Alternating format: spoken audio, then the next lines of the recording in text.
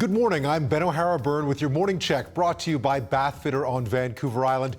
Here's what you need to know to get started on this Wednesday, September the 18th. Well, as the federal election campaign rolls through week 2, a new poll suggests it remains a very close race. A Leger online poll of 1,600 Canadians conducted for the Canadian Press between Friday and yesterday found the governing Liberals and rival Conservatives are in a virtual tie. On the question of who would make the best Prime Minister, Liberal leader Justin Trudeau finds 27% support. That's up 2 points since the election call, while Conservative leader Andrew Scheer slipped a point to 22%. Well, the province says it is reviewing the environmental assessment certificates issued for the Trans Mountain Pipeline Expansion project. The BC Court of Appeal found those certificates were based on environmental assessments by the National Energy Board that have since been overturned and has ordered the province to reconsider them.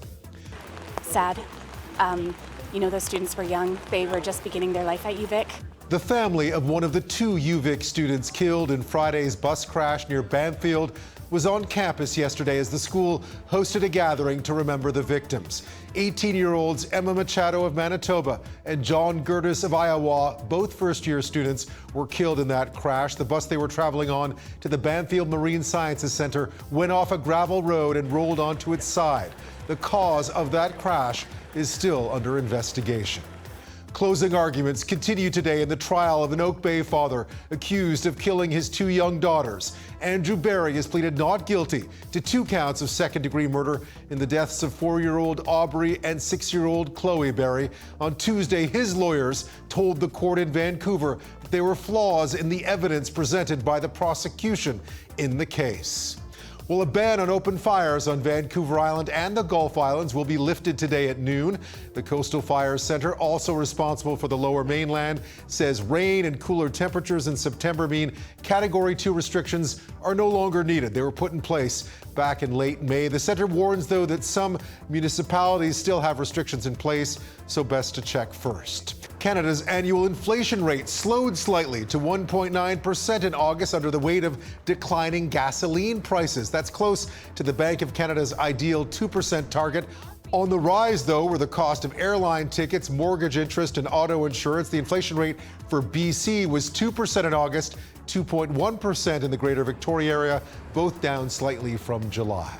The course of pancreatic cancer treatment is not a straightforward affair. Well, Jeopardy host Alex Trebek shared some difficult news yesterday. The Sudbury-born host says he has to resume chemotherapy for stage 4 pancreatic cancer.